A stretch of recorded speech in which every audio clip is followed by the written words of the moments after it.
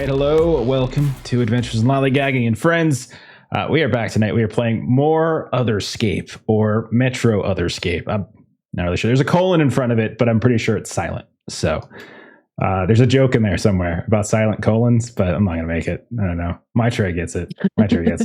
Anyhow, but we're back. Back to the AEB. We did a thing the other day. So not everyone heard this, but like on Thursday, I think it was, when we were talking about coming back and playing this, Jeremy and I were like, go to the AB. And we're all like, AB? You know, being AB. And then Melissa chimes in. And Melissa, how did you say it again? Go into the AB. It's such a different tone. It's such a different tone. Oh, goodness. It sounds like a nice place when she says it. I don't know. Yeah. It's going to be great. It's going to be like go down like the Disney World or something like that. I don't know. But anyhow, we're back. And we got started last time. We met the characters. We got a job. And then we kind of like screwed around a little bit and made a mess of some rules already, probably. But we kind of tested out some rules and see how it goes. And now we're going to continue tonight. So why don't we just dive in? Ready? You good? All right. So last time around, we met you. The crew, you were in an industrial bar by the name of Silo. It was in the Smokestacks district of our Arizona Bay. You were invited to a meeting with a renowned fixer named La Loba. And she was offering you a tryout. And if you did well, that would open up a whole bunch of opportunities for you. If you did poorly, you basically would probably need to leave AB and find a different city if one exists. You got a job from La Loba. She was directing you to go see someone by the name of Nostalgia Jack, who is a representative of the Old School Hollywood Collective. And it seems as though that the collective is having trouble with a group known as the Siltbound Authority, and they were clashing over these reclamation habitats in sunken California. So La Loba instructed you all to take a junk boat out onto Arizona Bay, the actual water itself, head down into the Habs, and meet personally with Nostalgia Jack and do whatever that they basically need, essentially. So you made it to Salt Spit Landing, and there you noticed a few things. You noticed a Maya Corp presence. There was a bunch of reshipping containers with their logos, some stolen augmentation overlays, and then there was a rep that was like speaking to some of the locals and such named Morgan Lex. You also learned that many of the junk boat captains are fairly corrupt or shady at the very least, and they were not beyond turning on a fare if it meant a bigger payday. And ultimately, you were directed to two: Grimy O'Connor, who had an inexplicable crappy Irish accent, and Salvage Sam, who is a robot. A couple other things you learned here and there. The Siltbound Authority are worshippers of Makara, which is some sort of like sea creature kind of mythoi, and that the collective uses Maya Corp aug overlays in their sunken habs to make basically all of those habitats look like old Hollywood, and they mostly cater to very wealthy people across Arizona Bay. And then also you learned that Blue Lobster, which was a dive bar, appears to be using a stolen aug overlay. And so that's basically it. So why don't we go ahead and let's get started. So we'll pick up then. We are in we'll say we're in Salt Spit Landing again. Remember that this is kind of a grimy, rundown, like docklands. And there's this smell of toxic brine and industrial waste. And if you're near the water, you can see the water is lapping up against like rusted metal, corroding it even. There's blackened with oil and filth. You can't even really see through it at all. You can see all sorts of junk boats bobbing in the water, various captains flagging down clientele and stuff like that. And we also see that there was like an apartment essentially of cargo containers. And then there was the lighthouse, this corroded looking lighthouse with a handful of vendors, people selling their various scavenged loot from either the ocean itself or the beach. The dead shore is a little further up the way.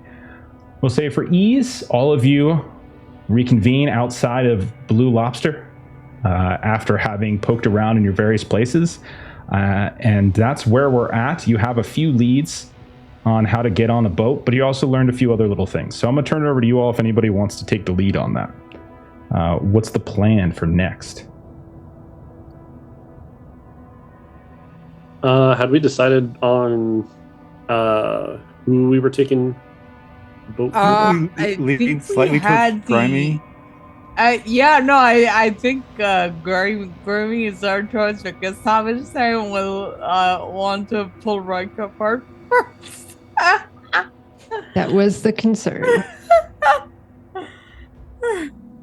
Grimy was more likely to leave us in one piece. Yeah. I'm good with that. Okay.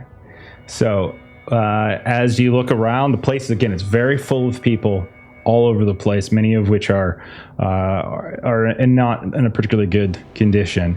Is there anything else that you wanted to do before you try to go talk with Grimy and sort of negotiate terms? Any last thing? No is perfectly fine. I just wanted to make sure you all have an opportunity in case you wanted it. I don't think so. I didn't have anything. Thank you. I fed some orphans, escaped from some creepy, what were they called? Crusty folk. Crusty folk? They just referred to them as crusties. Yeah, crusty folk. Yeah. Okay. All right. I wanted to see if I could look up something, do some research on this Makara person, because we learned they're Makara worshippers. Absolutely. What do you put together a quick roll to see? Maybe you hit your van one more time because you have it parked not too far away from the docks. Maybe you hit that one last time. Make sure all the security stuff that you have on it is clicked in. Get in your network. Tap into whatever is here around the docks, and you look some stuff up. So go give it a roll. What do you got for tags? Anything? This is Mythoi related.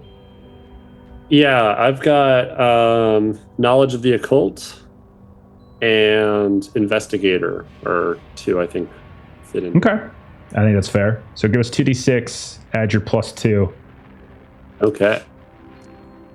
6. And you're looking for a 7 to 9, but preferably a 10+. I got a 5. Or you can roll a 1 and a 2. Okay. There's that. So I'll say this, like the time you spend that, like kind of in this in your van, you're having some trouble like actually connecting to whatever local net is kind of washed over this place, and more than once you get the feeling that someone's trying to kind of like piggyback into your van, into your signal, and so at a certain point you just kind of cut the connection because you couldn't really find anything of value other than what you've heard before, something about some kind of like sea deity. Beyond that, you probably are unfamiliar, and that means that but you're pretty sure someone knows your vehicle is here and was trying to like piggyback into whatever kind of local systems you have in place in your van. Okay. All right. Anybody else doing anything? Rename my van network Blue Lobster Employee Wi-Fi. Change the password. Yeah. It's now your mom's birthday, not your own. Okay. Tricky. Okay. So then, is it fair to say we go talk to Grimy at this point? Yeah. I do. Yeah. So you head back to Grimy, and you look like, when you see him, the few of you, I think it was Rika and Ivan saw him, very scarred face. He's got a missing eye, smells of sea salt, oil, and you can tell, like, anytime anyone asks about the eye, he's not replacing it, right? But when he sees you all coming back, oh, so you're back for more, are you? You're thinking of giving old Grimy a ride, are you? Oh, ready to talk terms? Oh, these the rest of your party over here, I see. Yes. Oh, I think we can handle this. I think the boat's big enough to bring all of you. Yes, indeed. Follow-up question. Okay. The boat's big enough to take us all there. You're going to bring us back, right? Oh, of course. If you pay properly, that is. Okay. Just wanted to know the terms. Because it sounds like you're suggesting that old Grimy is not one to keep his word. And I won't be standing here and taking your insults. Unless you pay me to take your insults, and then perhaps I'll stand here and take them. Yes. We just like to be sure. We're not insinuating anything. It's the metal guy. He said that. Oh, Salvage Sam, you can't trust that one. That can of tuna. He came up out of the waves all of a sudden, and he was just a big hunk of scavenger. Now suddenly, he's got this sort of sentience now. And not just any, he's got a bit of an attitude, you think. It's very cruel, that one. I think you've made the right decision going with old Grimy, going with some flesh and blood. You definitely don't want to pick that one. You don't know where he came from.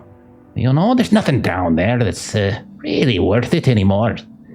They brought him out of the waves, and now he's got some strange ideas, he does. Some very strange ideas. But anyhow, this isn't about Salvage Sam. This is about old Grimy, isn't it? So, you want me to take you out on the bay.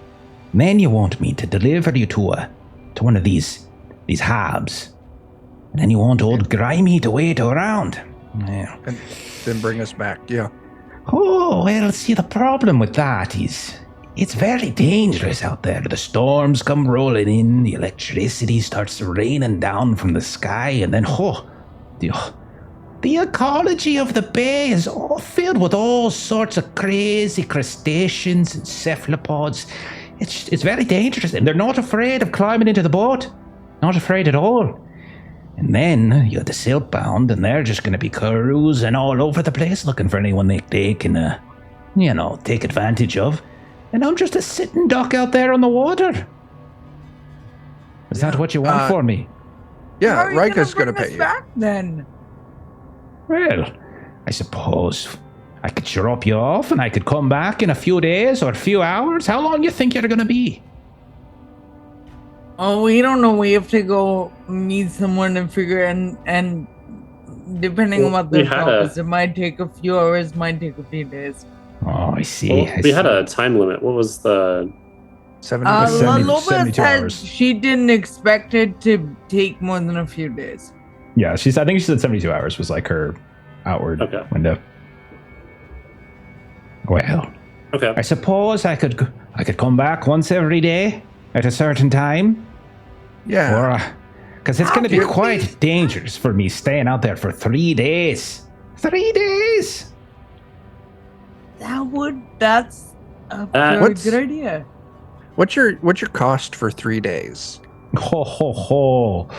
Oh, substantial, my friend. Substantial, indeed. But, I'll tell you this. You can trust old Grimy that I'll show up at the time I say I'm going to show up. I'm not going to be like these other fellas and ladies. Well, they'll just say they're going to show up. And then you'll pop up, and they're not there at all, and you're just floating around in the middle of the ocean. So... Do you have a dinghy we could borrow? A dinghy? Little boat? A boat? No, I'm not letting you. No, I ain't got no rowboat. And besides, the dinghy ain't going to survive the waters. Ain't no one putting the resin to protect it on it. Have you not been out on the water before? No, I don't swim. Well, you definitely shouldn't be swimming in this. If you did, you'd probably wouldn't survive very long.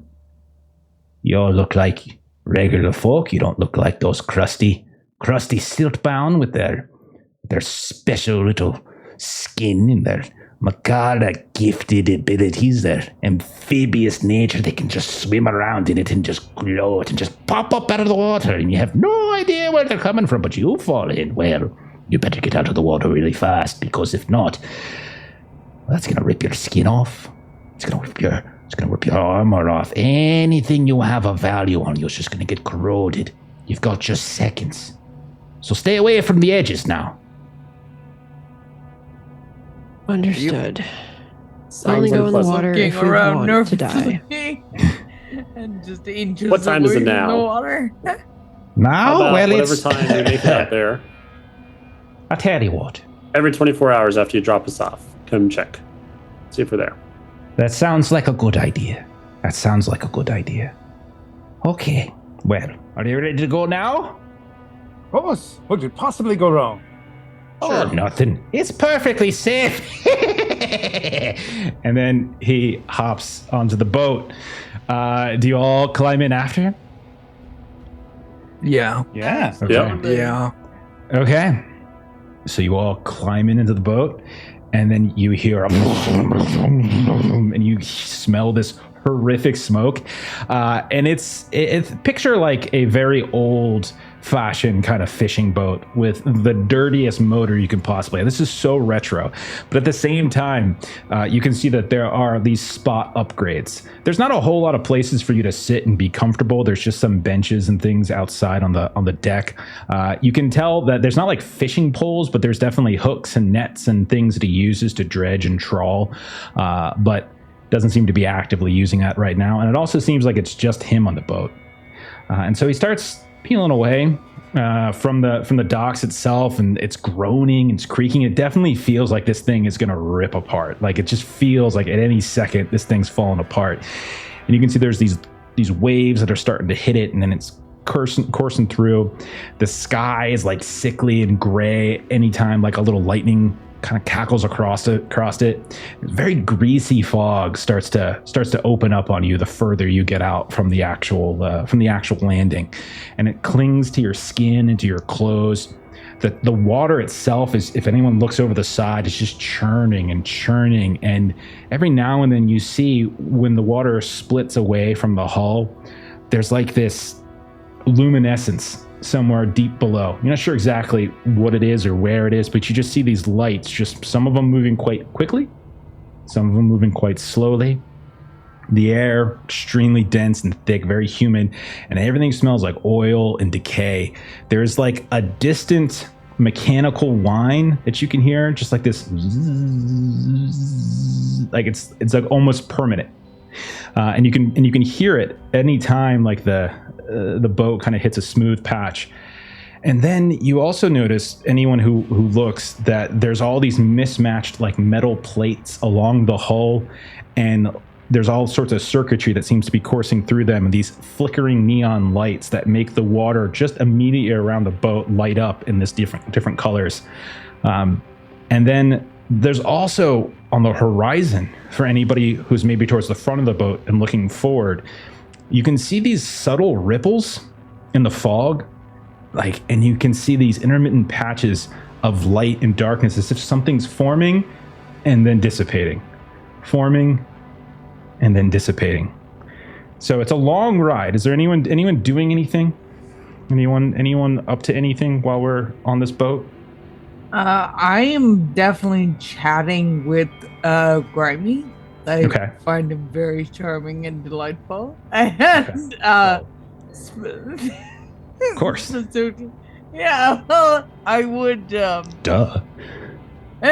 Apart from just chatting with them, two things I want to know. One is specifically the lights around the boat. Are they just aesthetic, or do they help with like looking for, like, are they mechanical for like looking for shit? Like, are they lights with a purpose, or are they just to look pretty? You're asking about the runners?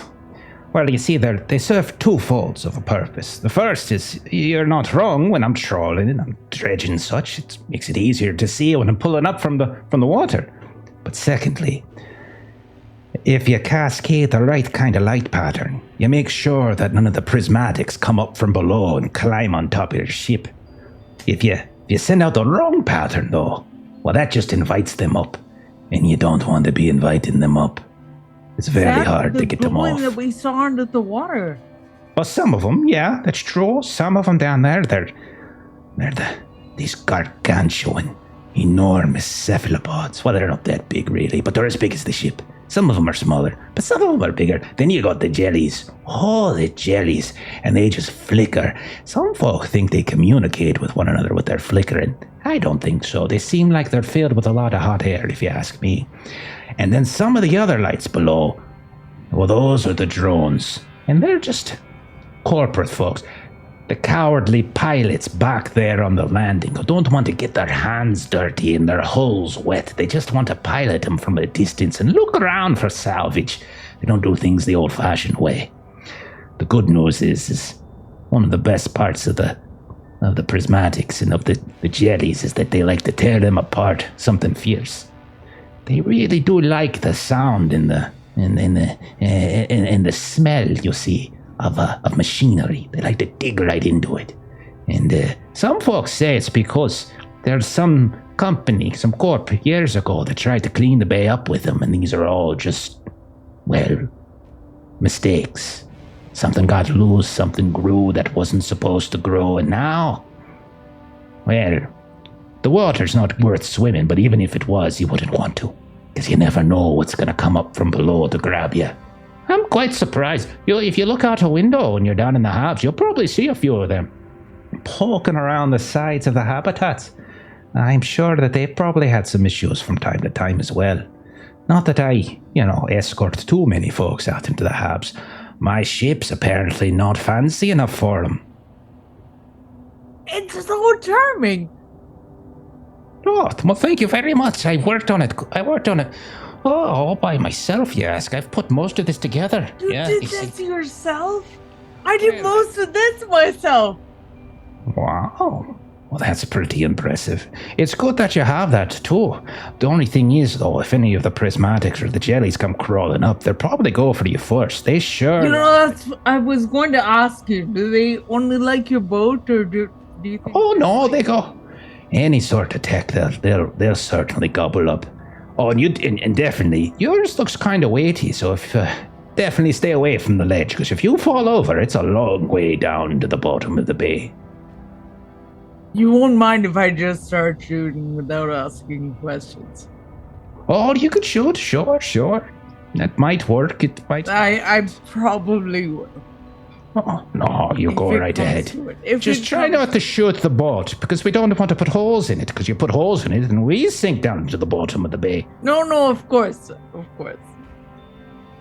So while Rika and while Grimy are talking, is anybody else doing anything on this ride? Keeping an eye out for shapes in the water. Are you? Yeah. Okay. Yeah. Okay. One of you want to assist the other, and we just do like a combo roll on this? Sure. Okay. I'll assist Jeremy because I've already rolled. Do you have any? Do you have any like what kind of tags would you lend him? What's a tag you feel like you could lend him, Clover? Well, Garrick has... I've got... Oh, go ahead. Oh, sorry. I was going to say, I have Share the Luck. So, oh, yeah. Oh, nice. Yeah, perfect. Okay. And a Garricus, so what kind of tags would you put together? He's got a warrior's instincts. He's used to things trying to jump out at him. And he's also alert to danger. Nice. I think alert to danger... Alert to danger works. The other one's a little bit too specific, as it means there's only one type of information I would give you if that's the case. Okay. It's probably not applicable to everything that you might see. Fair enough. Okay. So 2d6 plus 2? So the two of you are just peering down over the edge. Okay. So 2d6, yeah, 2d6 plus 2. Let me know how you do. A little slow, sorry. 10. Okay. Nice.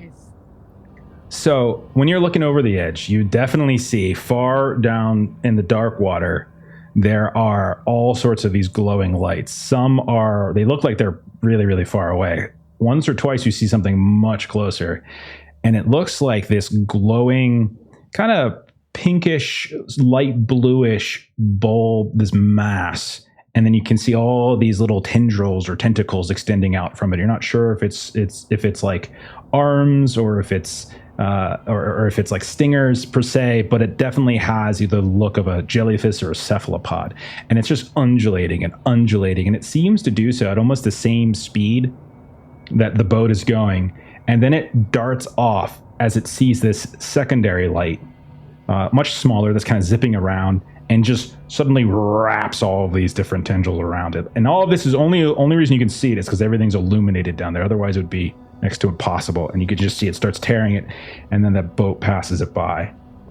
And with a 10, the other thing I would say is you notice that there is, like, as you're looking around, you can see that there are other boats and there are other things out in the water. Like, you can see the silhouettes of them here and there. And sometimes when the lightning flashes or something, it pops up. Well, that's what you see. None of those creatures seem to be trying to climb up onto the boat as of yet. Okay. Verana or Ivan, are either of you doing anything? No, I would imagine being, the fire mage that doesn't swim on a boat in the middle of a choppy ocean. I probably found center-ish on the deck and have just hunkered down, trying not to, get too seasick. Okay. Do you want to opt into taking nauseated 1? If you think you're okay, yeah. So take nauseated 1. Yes. You're just a little seasick. Okay, it's a status. Yes. It'll go away, or if it's treated, it'll go away once you're not on the boat anymore. Verona, anything for you? So Verona is going to be maybe on the other side of the boat from where Clover and Agericus are. And she will have kind of taken out her ritual dagger, and she's kind of sliced a little bit into her hand, and she's just sort of like rubbing the blood together.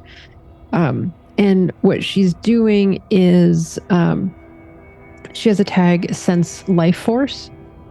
So she's looking to see if there's anyone else on the boat, like if it's just Grimy, or if there's anyone else anywhere, hidden in, kind of like cargo or anything like that. And then also, kind of similar to what Agericus and Clover were doing, just sort of seeing if there's anything that kind of comes up real close to the boat itself. But she's doing it in the Sense Life Force kind of way. Okay. All right. Put together a pool, 2d6. I say, well, actually, Sense Life Force. One of the things I will say is for free. You can tell that other than the 6 of you, there are no current additional life forces on the boat. That's just something I'll just say you get for free. If you're trying to get anything outside on the water like that, I would probably call for a roll. Okay. That was primarily what she was looking for, is just making sure we're not in for any kind of surprise here. Okay. What tags did you tap into, if you want to call them out? Just Sense Life Force. I don't really have anything else that really does anything for any of this. So I rolled a 4 and a 3. So a 7? I've got my 1. Plus 1, yep. 8. Okay. So as you focus first on the boat, you realize like the different life forces of everybody in their various stages. Like Agericus probably comes in a bit odd. Like it's not fully human. It's sort of a different kind of vibe that comes from it. Rikus probably has some intermittent noise that sort of taps into the signal you get. But Clover and Ivan come through pretty clean. And as you turn your focus, maybe even your body out towards the ocean, towards the bay itself, you see those rippling images on the horizon. Sometimes it flickers, and it's like you swear you see like a pirate ghost ship, like a classic thing from stories, and it flickers away. And then you see what looks like an island, like an Alcatraz kind of thing, pop up and then flicker down.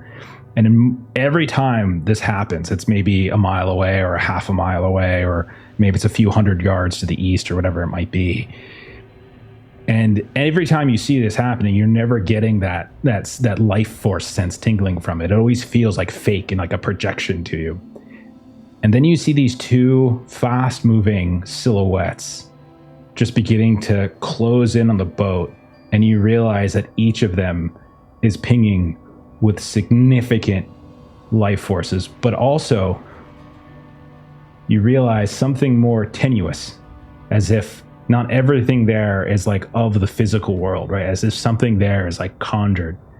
And that's when you see emerging from the sides what looks to be these 2 massive crocodile-like sea creatures. You see they're huge. They're the length of the boat. They have these huge jaws, these gigantic globe glowing yellow eyes. And you can see that they begin to move into this parallel like formation with the boat itself and start to pinch it. And the reason you think that's starting to happen is because that's not where the actual life force is coming from. That's that weird kind of mythoi kind of feel to it. You see on the backs of each of these crocodiles, you see 3 of these crusty looking individuals with these long claws. You're not sure if they're made from metal or from rusted salvage. You can see a few of them have barnacles that are just piercing out from underneath their skin. One or two of them actually has what looks like a snout with these huge teeth, these big sharp teeth. And that's when you hear Grimy and Rika, you're right there. Oh no. Oh, they're silkbound. We're getting raided. We're getting raided. And it looks as though one of these boats is now coming, one of these like crocodiles on top of which there's 3 riders, is coming up right alongside it, getting closer and closer. Who wants to take the spotlight and do something? So just so you all remember, the way it works is I set up the scene. Okay, I set up the situation. One of you takes the spotlight, does something. Usually there's a consequence or a challenge, something out there that could potentially happen. So in this case, or a threat, I should say, there's a threat out there of these boats coming up. One of them is starting to pull up right alongside the junk boat, and then you do something. Now, if you choose to try to directly address it, that could be helpful. If you choose to ignore it, or if you roll poorly, then that threat can turn into a consequence where something bad can potentially happen. So right now, 2 giant crocodiles ridden by 3 silt-bound authority members are starting to pinch alongside the junk boat. Who would like to take the reins? Coming out of that, Verona is just going to let out this blood-curdling scream, but I'm not taking the spotlight, but that was just like, I saw that coming, and Okay. she just like super exaggerated, just scream. Okay. So that's fine. That's like reaction to what you saw as it comes up. Okay. I'd love to start shooting, but Jeremy, I saw you were mute as well, so if you want to do something, dude. No, I'm all for you opening up. I've got an idea for what I would do, but I defer. Alright, I'm gonna start shooting because I told Garvey that's what I was gonna do. So there's one of these giant crocs with the silt bound on top of it that are closing in on the starboard side, one on the port. The starboard side is the one that's getting really close to the edge, and you can see that a few of them that are on the back of this crocodile are like in this position, like they're getting ready to leap into the boat itself. You also see like harpoon guns and stuff as well. So which one are you attacking, starboard side or port side? Remind me again which one has 2 and which one has 1? They both have 3. Oh, yeah. I'm sorry, I misunderstood. Starboard then. Okay. So that's the one that's getting a little bit closer and looks like they're on the verge of jumping. Now, are you attacking like the so you're just kind of unloading the rider, like the rider, not the crocodile. Okay. So go ahead. Go ahead and put a pool together. Tell me what your tags are. What do you think you're tapping into here? Guns and more guns. And 2 guns at once. And I don't know if exoskeleton suit plays into this. Not for firing, maybe for taking a hit might play, or like falling from a height or something would, but this. So you've got 2, it sounds like? Yeah. Okay. You're going to have a -1 status tag just from this clingy fog that you're going around. And since you're specifically targeting like the riders, you're not going to get a scale penalty. We haven't really talked about scale yet, but scale is essentially the size of a thing. So if you were to try to attack like the that kind of crocodile thing, it would be a scale penalty that we'll cover it if someone decides to do it. So you have you have two in the positive, 1 in the negative. That means you're rolling with a +1.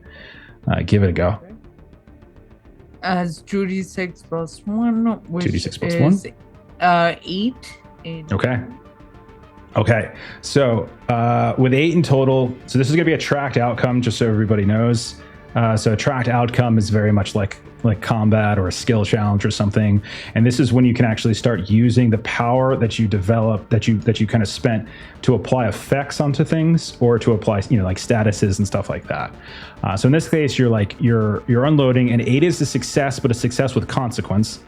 So something going to come from it, and I'll explain that in a sec. But you also have 1 total power that you can actually do to something. And so like you can actually add, so you can either do something like you can add like a shoot or like a tag, like a status tag onto one of these dudes that are jumping into the boat. You could also, that's probably the most likely thing that you would probably be doing. So stuff is tracked that way. Define what the status tag is? To a degree, as long as it makes sense with what you did, yeah. Okay. Would it make sense then that in trying to evade the shop that's actively going to them, they maybe get tangled up in some nets or something, and their movement on the boat is kind of impaired, so they are limited in moving towards someone? So what basically you could do is you could give one of them the status entangled. So they have an entangled one, which means anytime they try to do something that might affect, that would hurt their ability to do it, or anytime any of you try to do something to it where it being stuck and entangled, it could potentially harm it. So mobility is what I was hoping. So you just sort of unload, just rip it right across like the back of this crocodile, and you see one or two of them like they duck down, and there was that harpoon gun, and there was this where one of the ridges of the crocodile is, like they have it wrapped around one of these ridges, one of these big scale triangle ridges, and they fall down and the gun kind of flails all over the place and they get caught up in it. So you have one entangled, essentially, is where we're at. Okay. But I'm going to deliver a consequence, and that consequence is one of them is actually going to leap into the boat. And so you see one of them is going to leap into the boat and is going to kind of pin. I think it's going to come right at you since you're the one who are firing. And so as you're firing, you take one, you entangle one. The other one kind of just ducks and stays and ends their leap. But then the third one manages to get over, and they're going to leap on top of you, and they're just going to start grappling you a bit. And you can feel like their rusty metal scavenged claws beginning to dig into your armor and beginning to dig into your exposed skin. It's not doing damage, but you're going to take the grapple 2 status. So grapple 2. So it just means like they have you. Anything for defense? Yes, you can try to mitigate. So you can mitigate consequences here. So if you have some sort of tag or an action that you could take that you think would help in this case, what would it be? What do you got? A couple that I think would help. Mm-hmm. This is your armor and suit and stuff. Yeah. So I have the exact right belt. So I was thinking imposing physique. So I imagine it's sort of difficult to get arms around me because she's fucking big. I have protective armor and also exoskeleton suit. I don't know. Again, if it comes. I think the only one that would apply with what it's trying to do is imposing physique. It's not trying to stab you or claw you. It's just trying to grapple you. And I think your physique 100% comes into play. The armor, that might actually help them in what they're trying to do, which seems to be push you over into the water. So that's what I would say. So give that a roll, and this could mitigate, maybe not, depending how well you do, it could potentially like cancel out entirely, or it could just mitigate the tier from a 2 to a 1, basically. Is it 2d6 plus 1 then? Is so that it's what the I'm same running? thing, yeah, 2d6, and you're using the 1 tag. So that is a 9. Okay, so basically what you can do is you can spend the power that you just had to reduce it from grappled 2 to grappled 1, so they barely have a hold of you. Instead of actually having you in a bear hug, they kind of just grab maybe one of your arms, and they don't have like full control over you. So go ahead and put on your sheet. Just put like off to the, I think it's off to the right on your guys' sheets on Excel. Just put grappled at a 1. Okay. So right now, one of them from the starboard side has leapt on. One of them is entangled, and the other one is sort of just fell to the ground, is kind of repositioning themselves. You look over to the port side, and we can see that the second one of these crocodiles is closing in, except it doesn't look like they're pulling up alongside. Instead, you see the mouth of the croc open. And as you do, like its massive teeth are like almost flickering and swirling, and it looks like it's getting ready to chomp down on the side of the boat. Who would like to take the spotlight? Garricus? I've got an idea what I would like to do. Okay. The one guy who looked like he sort of fell down, his footing was maybe a little less secure. Not the stuck one, but the third one, so to speak. Yeah. I would love to shoot down some vines to kind of try and grab him. Mm-hmm. And then with a combination of that and just kind of trying to wait for him to like just get at the right spot, like right as he tries to stand up, wrap him around him. Again, Warrior's Instincts, I'm hard-pressed to know exactly when I would use that. But trying to time it right, trying to get the vines around him, and then just using brute strength to swing him around into the mouth of the croc that's coming. So shoot the vines down, wrap him around, and then hammer throw him over to the croc. Okay. Okay, so I think... Or maybe impressive physique. I don't know. So it feels like you're doing a lot of things. Like you're trying to call on the vines and wrap it around him, then you're trying to throw it, and then you're trying to target into it. I would say that your impressive physique certainly can apply. Your vines can certainly apply. And then what was the other ones you had? I had brute strength. That kind of overlaps with the impressive physique, I suppose. Okay, because I feel like the brute strength is what you're throwing with. Is the brute strength probably? Okay. All right, so I'll say 3 of them apply. There's going to be some minuses here. One minus is going to be that you're essentially trying to throw across the boat, and there's like this like central part, so you're kind of having to leap over top of it. So I'm just going to say like a -1 just because of like the greasy fog or the structure in the way. So you're looking at basically a +2 to try to throw him over. Sounds good. It's not necessarily the smart roll, but it just seems like the fun thing. That's fun. And I botch it. Do you? What'd you roll? I rolled a 6. Okay. So a 6 is unfortunately like a full fail. Full fail. Oh yeah. So it's not like a 1. How we roll. Or snake eyes. Snake eyes would be awful. No snake eyes. But it's still a fail. So consequences are going to happen. So essentially, the crocodile on the port side, you grab you call down the vines. The guy's already entangled, so your vines get around him. That's not an issue. So I'll say now he's even essentially. I'll even up him to entangled 2. So he's got the harpoon rope, and now he's got your vines. But as you go to throw him, maybe your vines get caught on one of the ridges of the starboard crocodile's back, and then you can't quite get the leverage. And what that means is, since nothing interrupted the crocodile just chomps into the port side of the boat.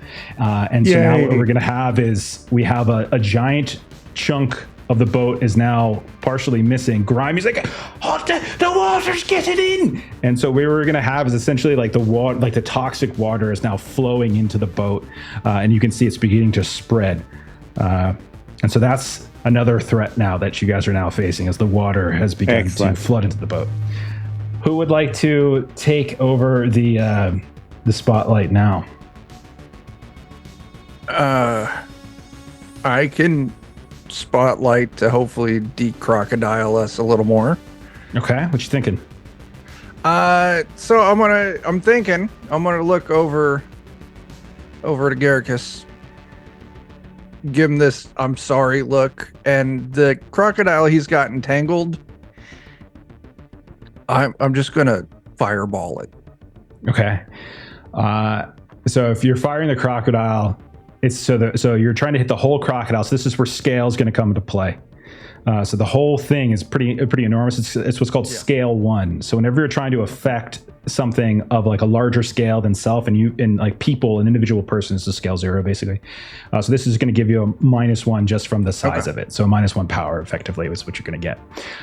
So what tags are you gonna put into place?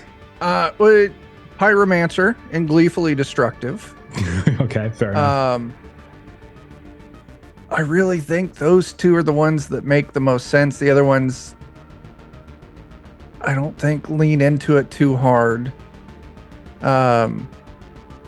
Would my accidental destruction weakness leverage into this in any way? I don't think it's accidental. And you're really just blow it. Yeah, I think it's very intentionally blowing up the monster. Will I also... Ooh, I'll tell you what. I'll do Pyromancer Gleefully Destructive. And the item I brought with me is my demonic pendant. So maybe use that to help channel some fire magic, maybe? Hell yeah, that makes perfect sense. And so that sounds like 3. That's and then 3. And then minus I've got 1 for my the nauseated scale. 1. Uh-huh. And scale. So plus 1 basically. Okay. Got it. You got this. That's an 11. That's an 11. Holy crap. Okay, so you get to essentially... Okay, so you try to set this thing... You're essentially trying to set this thing on fire, scorch it, right? Yeah, I'm just trying to scorch it. Yeah. Okay, so basically what you can do in a tracked outcome, there's a lot of different things you could potentially do. You can affect like what Maitre did before, gave a person entangled, getting them caught up because they dodged into it. So it doesn't always have to be bleeding. It's whatever you want it to be. Now, every challenge, and that's what this is, has certain limits, and limits are, you can call it like HP in some cases, or you can just call it like a clock or a threshold that you have to hit. Sure. So you could potentially do like a scorch, and that could work towards its hurt or subdue limit. And so if you do enough damage to this thing, that might subdue it or hurt it or make it flee or something like that. So if you wanted to scorch it. Yeah, that's what I would like to do. Yeah. Okay. So I'm going to add the scorch over here, which will then, as you see, this ripple of fire. Now, the interesting thing when you look down is that it hits, and some of the vines that Agaricus now had rained down are now caught on fire, and they're sort of in the process of burning apart. Same with the harpoon ropes.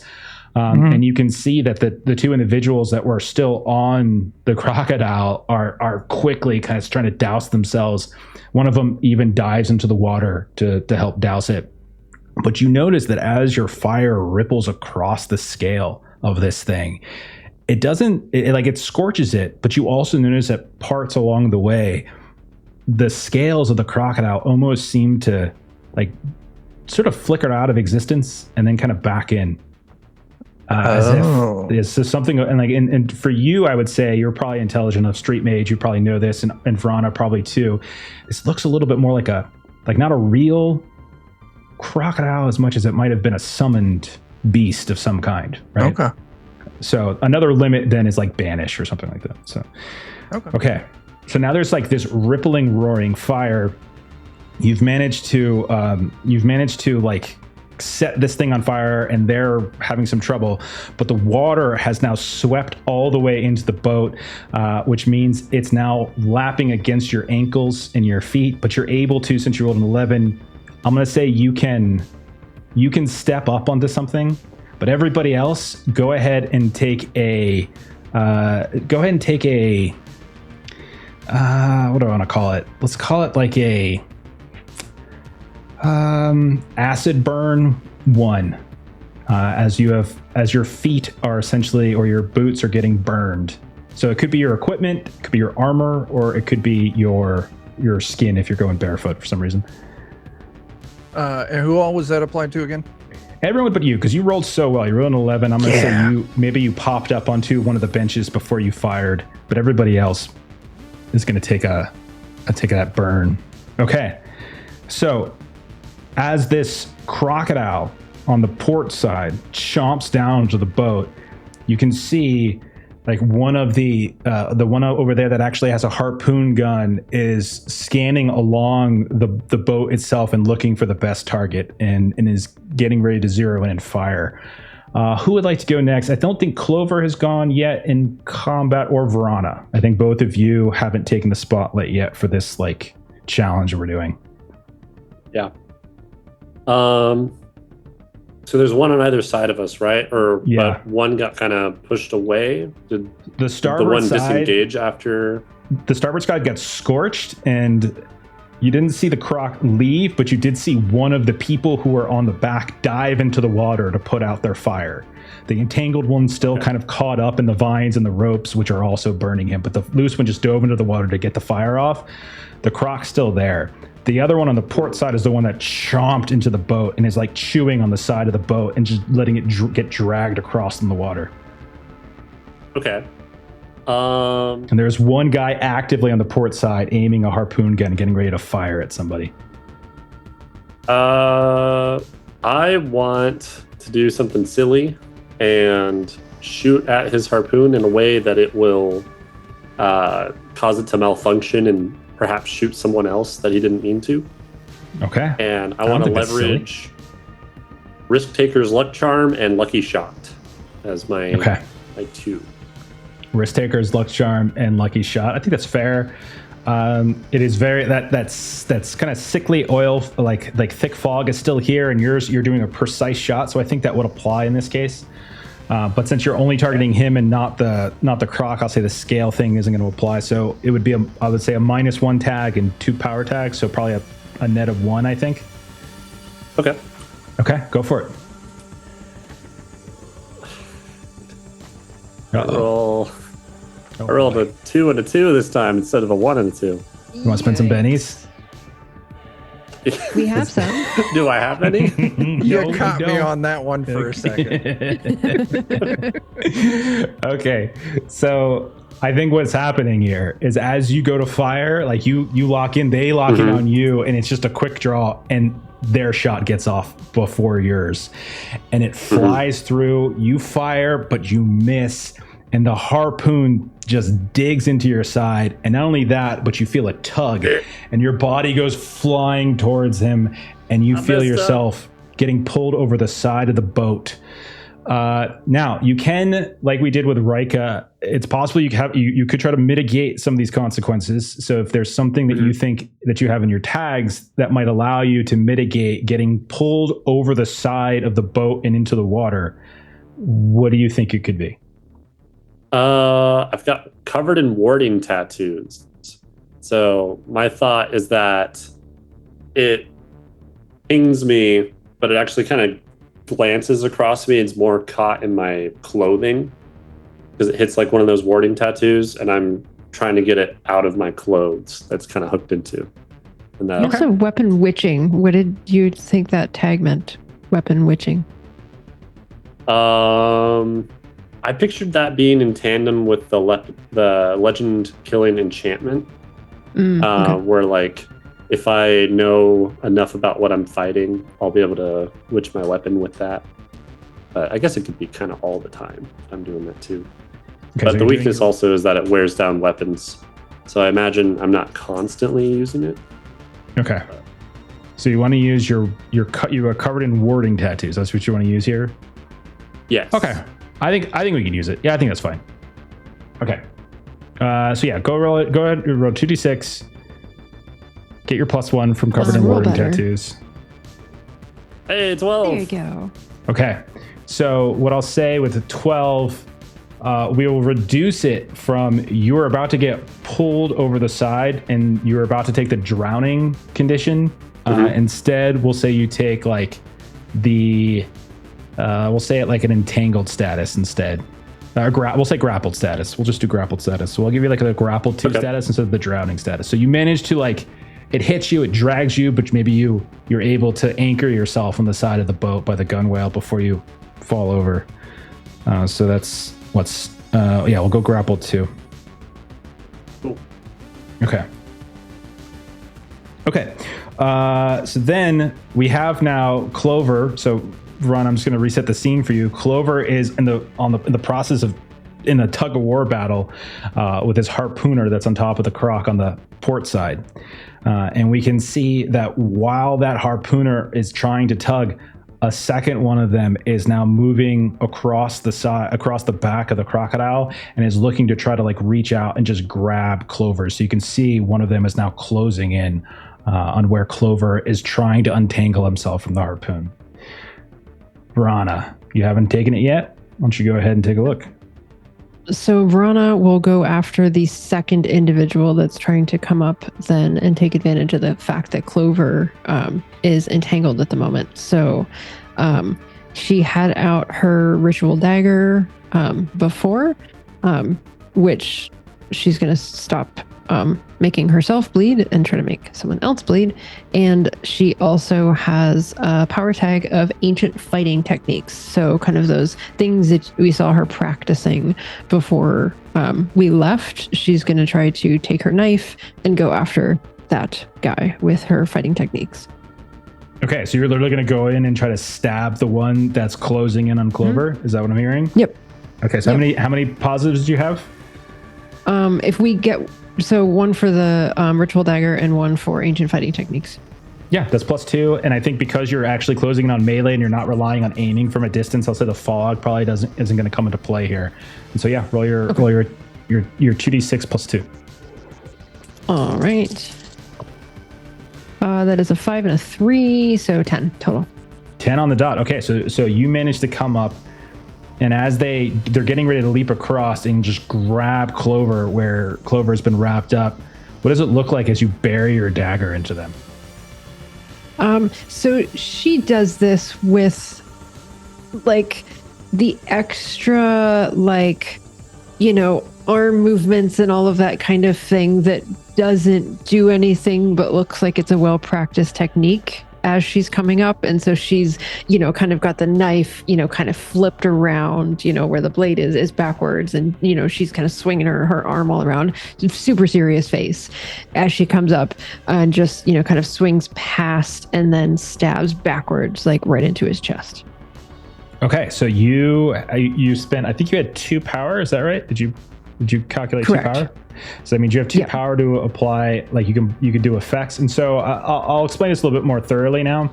So essentially when you succeed on a task, okay, and you in it during a tracked outcome and you had power, like you had a positive modifier basically, you can then spend that to create effects. And we've done it a little bit here and there, but now we actually have some more options because she has like a 2. So usually you can apply a status, so like bleeding or shot or scorched, like with Ivan.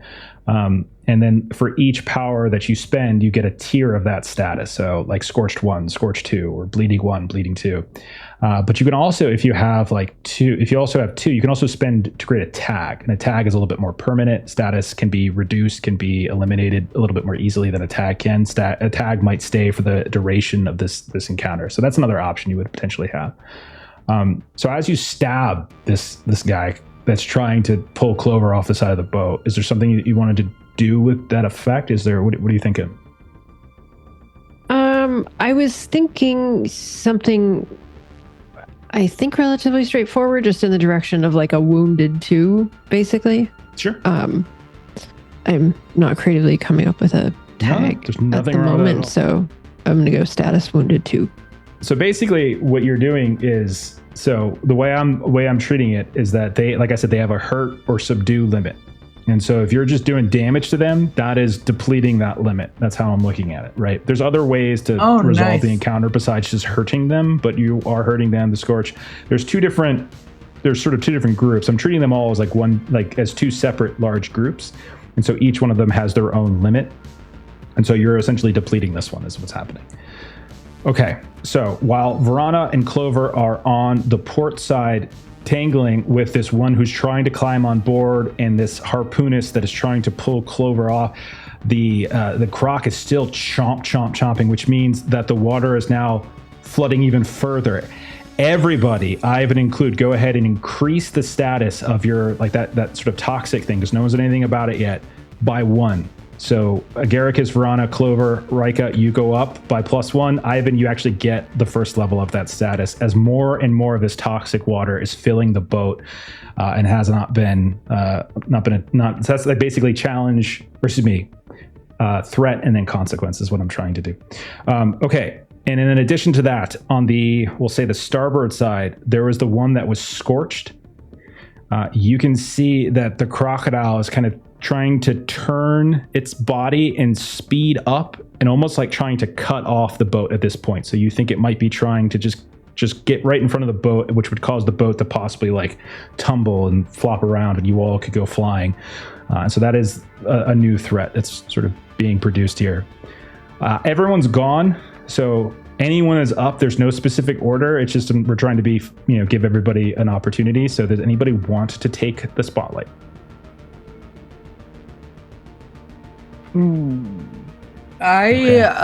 Rika had one grapple one on her.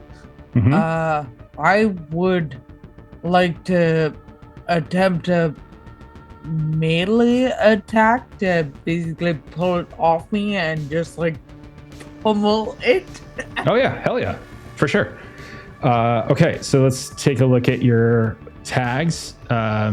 Armored Juggernaut, imposing physique, and potentially protective armor, or actually are the four that seem interesting, and maybe tough as nails. I don't know.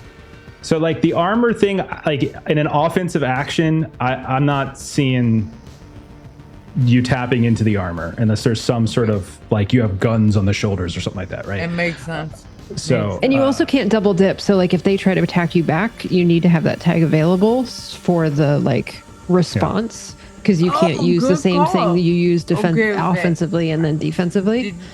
I forgot that part. Thank you. Okay, so what then do you have left that you're gonna potentially use here? Armored Juggernaut. Okay. I don't know if imposing physique comes into play here. I'll allow it, but I think I was going to consider the weakness tag for your personality, where you underestimate threats. That was what I was going to say as well. And so underestimate threats as a weakness. Tough as nails as a bonus. So 2 pluses, 1 minus is what I'm. And you are grappled. You still have the grappled -1 condition, so it's actually 2 and 2. So it's going to be a flat roll. So it's a flat roll. But you get to check. I just did it for you. You get to check invoke your weakness tag, and that's for later when we start doing like advancement stuff. Okay. Ooh. Flat roll is an 8. An 8 is still great. There is consequence for this one. So are you just trying, like? Are you trying to just break the grapple, or are you trying to like knock them down? Like what do you think Rika would be trying to do here? I'm trying to get him off me, and I'm trying to like break a leg or something to make them not be able to be as much of a threat. So I'm trying to disentangle myself and also do damage. Okay. So I think you're definitely going to break the grapple for sure. So you can go ahead and remove that status effect. So go ahead and take grapple off. You're no longer grappled, as you're able to just kind of bring an arm down on theirs. Their arm goes flying, and then you just sort of shove them away. So you spent, I think you had 2 power, because I think its power is based upon not the net, but on what you tapped into. The bonus is the net, I think. Is that right, Melissa? You understand what I'm saying? Yes. Okay. Yes. So you use 2. So that's basically, you basically have 2 power that you can spend. So if you want to spend like those 2 power to inflict like a fractured leg or something like that tag, you can totally do that. And I can do that even if those tags didn't come into play in the roll? Yeah, because you're essentially choosing effects on this roll. So you're Got it. Okay. Then yes, please. So I'd like to break legs specifically. You shove this person off, and they have a level 2 kind of fractured leg at this point, because you spent both on that. Okay. All right. Okay, so they stumble back. However, the starboard side scorched croc does in fact make it out in front of the boat, which means that the boat smashes into it and goes tilting sideways now. and all of you can feel yourself tumbling down into the water. Everyone go ahead and take a drowning 1 condition as your boat now capsizes in the water. Oh, goodness. Okay. Are we close enough to the other boat to like jump onto it? You certainly could try to climb up on it now. Like, you could certainly try to climb up on it now. So this essentially, this boat cuts it off. This croc cuts it off. The boat lifts up, turns on its side, and kind of smashes down into the water.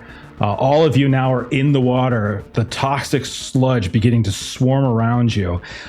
This does mean that you've knocked the dude with the broken leg into the water. The dude who was trying to climb into your boat gets knocked into the water. So you're making progress. There's still like 1 or 2 of them left on top of the crocs, including one that's burning to death, basically. So all of you are now in the water. Your boat is skidding away. You're sloshing around in the water. You can see that the ones that are in the water with you, these siltbound folks, are very good at swimming. And you also see below you, a ways away, but you know it's a possibility, these blinking, flashing lights in the water below. Okay. Who would like to go next? I would like to try an escape water. Okay. And make it onto the other one. The starboard, the port side? Yeah, okay. Yeah. The non-scorched? Yeah. And I'm going to do it. I'm going to try and go Rocket Man on this thing. Okay. I would like to invoke all of my fire tags. No, I only think I would get 2 probably. Pyromancer and Unharmed by Fire. Because I'm just going to try and just rocket my fire down and shoot me up so I can land on the other one. Do you think that would be? I think it sounds amazing. There's still going to be probably a -1 from like drowning in the water. Yeah. Just from this because you're starting it down here. But I think this sounds amazing for sure. Yeah. So I'll do Pyromancer and Unharmed by Fire. I don't see any others that would really lean into that. I would imagine since I'm swimming, I probably wouldn't think to use my demonic pendant, so I'm going to leave that one off. Okay, fair enough. So what is that? I got 2 up and 3 down, so it'll be a -1 roll. Sounds right. Wait, no. Because I'm still nauseated. Well, you're technically not on the boat anymore. I'll gladly take that off. So you can take it off. You have worse things to worry about. I'll take that one off. That's fine. Okay. All right. Then it's 2. Toxic and Drowning versus 2 up. So it's a flat roll. All right. Oh, it's a 6. Oh, dear. Okay. Oh, dear. Oh, dear. Okay. So I'm still going to sort of say let's fail this forward as you rocket yourself out. But in doing so, like, you kind of lose control as maybe like the resistance of the water, then you hit the air. It's just totally different. You fly up and you land vaguely on top of the tail of the crocodile, which is now thrashing around. But we're going to say you're prone in the process. So just give yourself prone. I'm good with that. Okay. There was one left on the port side crocodile. And I'll say this, Ivan, you do notice that the scorched one that you had set afire is flickering even more rapidly now at this point. Like, it's coming in and out like this. There's this tenuous line, and there's the guy who got burnt from the very beginning that Agaricus managed to tie his burning vines around. Now you can see they're screaming in pain, like absolute pain at this point. But on the crocodile that you're on, one of them now turns around and sees you, like with the last one that's standing, and begins to intruder, and starts chasing down after you. Who's next? I've got a thing I want to try. Do it. You're gonna need to put some guardrails on this, I think. Okay. So within my esoterica, I have both corpse animation and command undead servitors. Okay. So I think there's probably some corpses in this water of things that have succumbed to the acid and whatever. Okay. Fair enough. And I would like for them to like pick the boat up. You're trying to get the undead things in the water to resize the boat. Is that what you're saying? Pick it up. Okay, like, pick it up. So that like people can get on it. I'm imagining like that's not going to last very long. And like, obviously this isn't like a OP kind of a thing. Do you really want them to just pick it up, or do you want them to turn it over? That works too. Just appear just long enough to poke I'm going to say scale will probably apply because it's a boat that you're trying to affect here. So we'll say scale 1 on this. So that'll be a -1 to try to get, because you're trying to get as many dead, or at least as strong as the dead as possible to get them to flip this. So you're not just calling on one dead thing. You're calling on like powerful or many dead things. Okay. So what's your pool? So I've got corpse animation. Okay. I've got command undead servitors. Sure.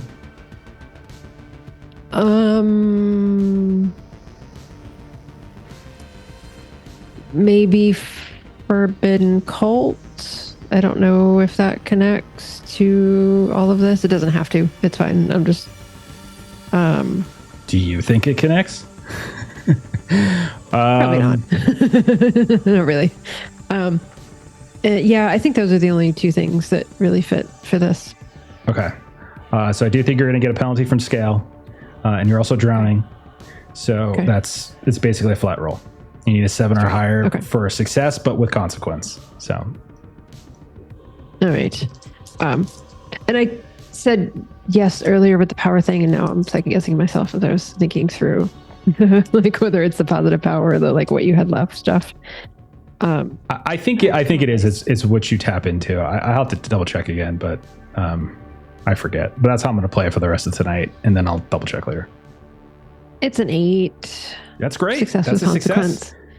Yeah, I think there's definitely consequence, but I think what all of you see happening is that, or maybe those of you in the water that are capable of seeing it, you see this dark shadow begin to just float up from somewhere deep in the depths, and it looks almost like it's just this angler fish, but something that's got these long arms that are extended out to the sides.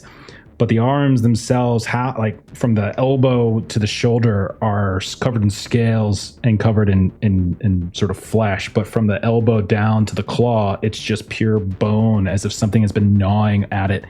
You also notice these huge slashes down the back side of it as this hulking giant anglerfish comes up with arms, grabs it, and flips it over.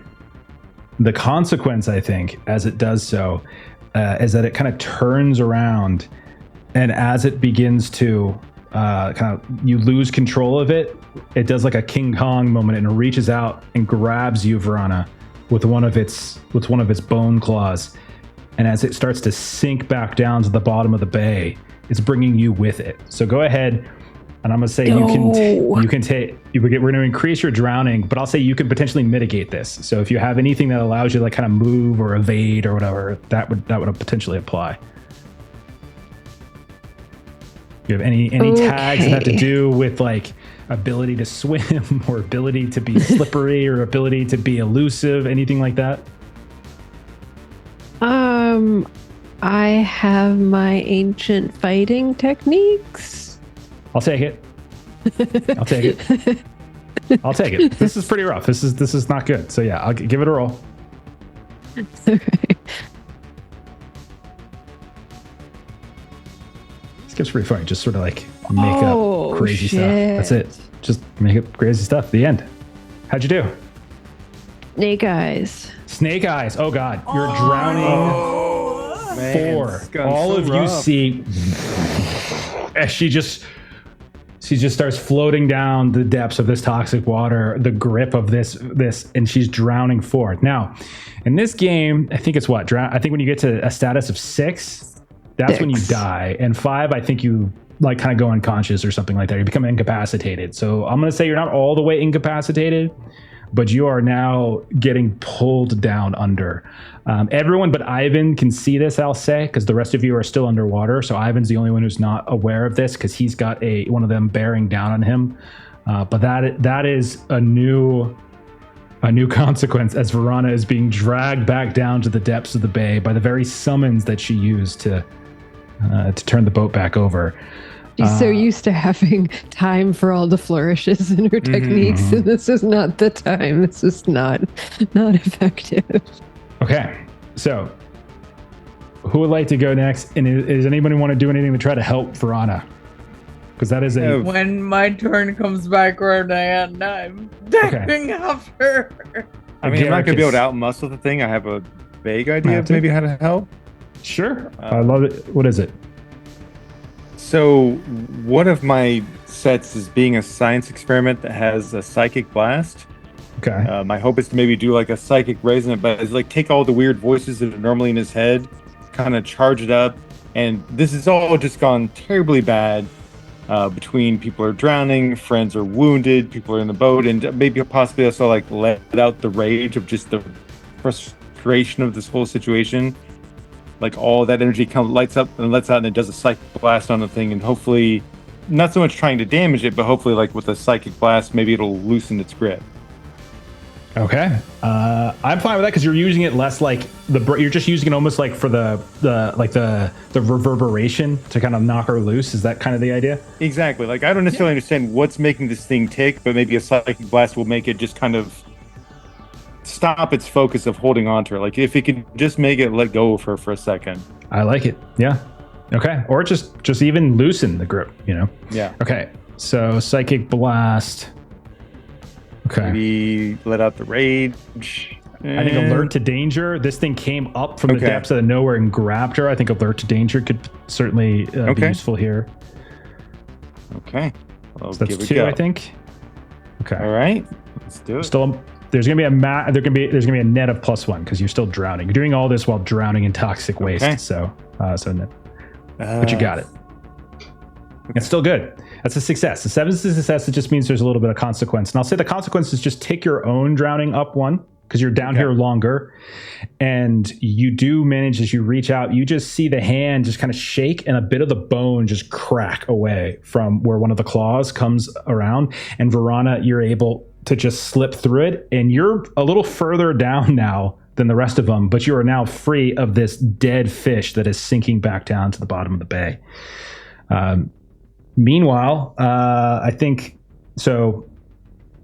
I'm trying to remember who hasn't gone yet. So Garricus, your drowning is ticked up 1. Rana, you're still at 4. Ivan, you're no longer drowning. You're on the back. You're on the tail. You're prone on the tail of the starboard crocodile. The other crocodile is flickering out of existence. One of them is charging at you, Ivan. Clover and Rika, you're still underwater. Clover, have you gone a second time? No, I haven't gone a second. I was wondering, am I still harpooned? It's a great question. I want to jet ski it up, when people are pulled behind a boat. You know what? Let's do it. That sounds awesome. Let's do it. We'll say, you are still harpooned, and it's like wedged or tied or tucked to like the crocodile scales, and so you feel yourself kind of getting pulled. You're doing that one moment where you're like watching the string or the rope is slowly becoming more taut. Your eyes are burning, but whatever. Okay. Yeah. So you want to so walk me through the tags that you're gonna try to tap into here. So the crocodile. Where is everyone else climbing onto this crocodile that I'm harpooned to? Or? Only Ivan has rocketed up into the air, and you haven't seen him come back down, so you're not entirely sure where he is. Agaricus and Verana are a little deeper into the water because Agaricus turned around to help her. Verana, you can see, is swimming back up, so you're pretty sure Agaricus, he's saved her. She is sucking in a lot of toxic waste in her throat right now, so it's not good. But it's way better than what was about to happen to her. And Rika is pretty close to you. She's probably in the water as well and hasn't yet done anything. I want to just kind of lean over and try and scoop Rika out of the water. Oh. Using Share the Luck, hopefully. Okay. Nice. And then I think covered in warding tattoos will help again, as it's kind of like acidy. I bet it's fighting off whatever effects I'm feeling of the water. Okay, yeah, because it is eating away at clothes. It's corroding metals. Like it's affecting everything. It's not instant, but like it's affecting it. I feel like my shoes have like totally been torn off at this point. It's just like my bare feet on the water. Okay, that sounds great. I think this sounds amazing. I'm still going to say take the -1 from just being in the water and drowning. But I think the entangled in this case, though, I think is actually helping you. So I'll say take a plus for that. Heck yeah. Okay. So I think you end up with, I think, a net of +2, right? Yep. So I got a 10. Welcome, Raiders. Table of Horrors. Oh, thank you so much. Awesome. Thank you for the raid. Which y'all played in it. Very cool. +2. What did we say? +2, +3? Where are we at? Yeah. It's +2. Okay. Give it a roll. Yep. I got a 10. 10 is great. Yay. No consequence. So Clover and Rika, the two, like Rika is a little more uncomfortable for you because you're kind of like just being dragged, but nonetheless, you do feel yourself shoot up into the air as this crocodile is like kind of in this turning motion now because it's kind of circling back around to come back to the boat, which is now flipped back right side up. And Clover has managed to pull the two of you up onto the surface of the water. You're no longer, I'll say both of you, for the time being, can reduce your drowning condition by 1. So if you are at 1, you're at 0. If you're at 2, you're at 1. But you're still kind of tethered. You're tethered effectively, but Rika, you're up on the surface. I think everybody has gone twice now. So. Yep. All right. So at this point, let's reset. Agaricus, Verana, you're still deep underwater. Verana, you're the deepest coming back up. Agaricus, you managed to set her free. Rika and Clover, you are tethered to this swirling around crocodile that's coming back for the boat that is now right side up. And then Ivan, you are on the back of the tail, and this guy is going to come swinging at you. I'm going to say it's been a while, so he very soon here is probably going to claw you to bits. So who wants to take the spotlight then to try to deal with some of these consequences? All right, Ivan, is one of them bearing down on you? Yeah, I'm just gonna blow up everything. Okay. Just nuke the whole thing that you're certainly on right now. Okay. Yeah. Okay. So yeah, I'm gonna Pyromancer, gleefully destructed, unharmed by fire. My pendant. Okay. Yeah. Okay.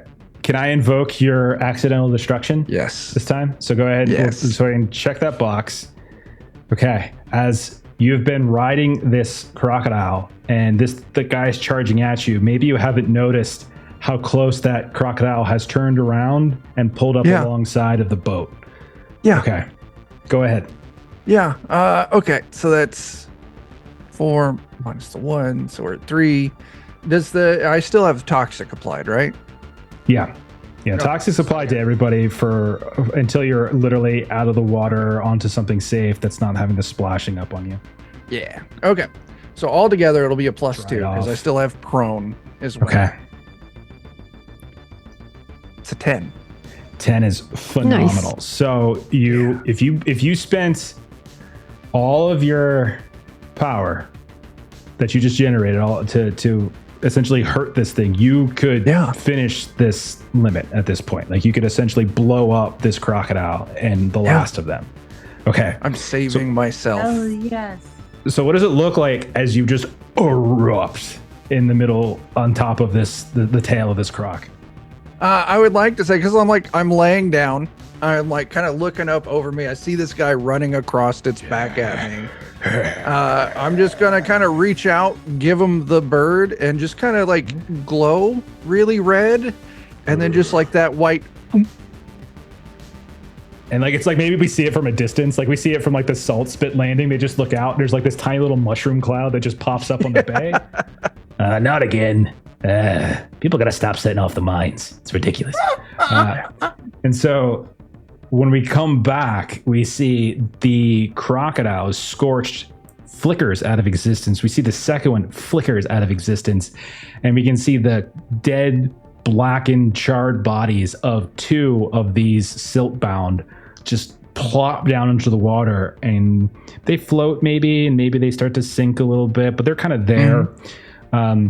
The boat is right side up, but it's got a big chunk of it missing on the port side, and it's covered, or at least filled partially, with some of the toxic water. Not anyone's in the boat yet. No one's actually. Everyone right now is on water. So I'm gonna say tracked condition. I'm gonna say tracked. Like a tracked outcome is over. I just want a quick outcome from each of you to climb back onto the boat. That's all I want. Just something to quickly climb back up onto the boat, just to see how quickly you can get up there. As the silt-bound threat has been dealt with. Nice. By a personal nuke. Mm-hmm. Does this like burn and singe your clothes? Are you just like buck naked right now, like in the water? No, I go really old, heavy clothing, so it's very charred. Lots of uncomfortable holes in it, but sure. You know, and the nice thing is after I exploded the croc on Summit, and I just landed in the water, so any of my clothes that were on fire, just put right out. All right, let's go one at a time. Garricus, give me your quick outcome. Whatever tags you want that you think that help you to just essentially swim and climb back onto the boat is really what we're after. Let's go with. He's got an impressive physique. This would be a pretty good swimmer. For sure. Can maybe sprout some vines up towards the boat to kind of like pull him towards it.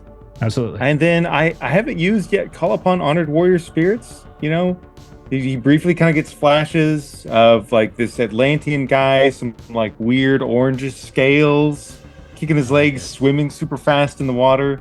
Like and right for a minute, next to you. He's kind of that guy. And then you like converge into one. Yeah. Okay. Mm-hmm. I love it. That sounds great. Give it a roll. All right. You can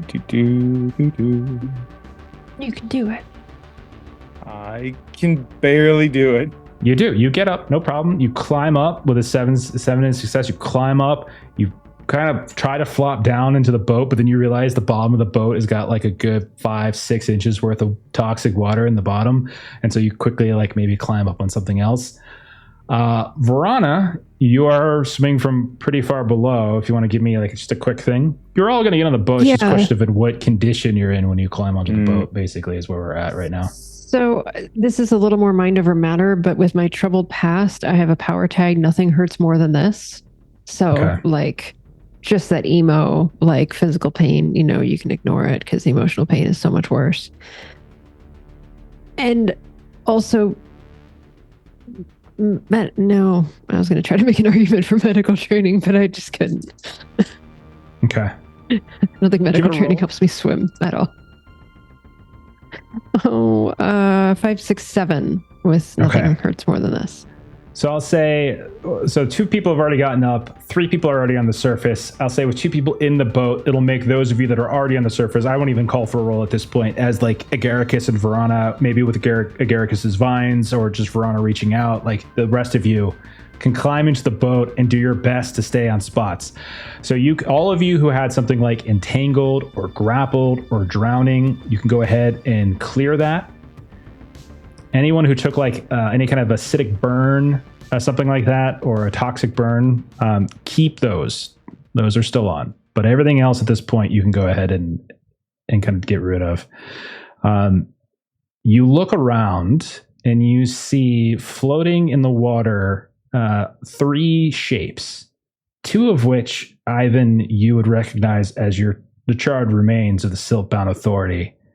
But you also notice a 3rd body just laying on the ground that has like this sort of blue like pea coat that you recognize as, well, that's Grimy, and he's just laying in the water, kind of his face down in the water. And you guys are currently in a boat that has a giant chunk of it missing. I'm gonna call for Plant Man. Like, there's a captain. Grab him, or don't, and we inherit a boat. Okay. Oh, obviously. I think Agaricus, and this is one of those situations, you already have the vines out, you already succeeded at rolling, you can probably just redirect them now. And they like maybe you're like even using seaweed because of the nature of where we're at. I was already looking up like loofah plants are really good at absorbing stuff. Okay. So just kind of like get the vines out there and then have loofah plants start growing around the vines to kind of absorb some of the liquid around them. And so you're able to pull him back in, and you can see that he has burns from the water, but also burns from the mini nuclear explosion. He is in difficult and I would say very kind of touch or go. Anyone here have any medical abilities? Yeah, I do. I think I have two. Oh yeah, Brada and Agaricus. Okay, I can help. One of you can help the other and give like and tap into a tag for that person. I've got the toxic floral patches that could maybe aid, like lessen the severity of the toxic stuff. Okay. I've got accelerated regen gel and medical training. So between the two of us, we can do some stuff. Okay. So you'll say Agaricus, you lend aid to Verona, you tap into one of your tags. So activate your normal tags, Verona, and then get another +1 from Agaricus. Okay. Oh, come on. Oh, Lord. That's a 1, a 2, 3, a 4, a 5. Okay.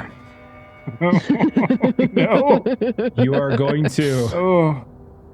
I'm going to fail it forward in the sense that you do manage to get him awake, but he is in awful condition. And you just see as he goes to speak, like this dark blood just spits out of his mouth. And as you're looking at him and he's trying to talk, you see that a chunk of his throat just falls. And this vox emitter, this like rusted vox emitter, falls out into the ground. And he's just...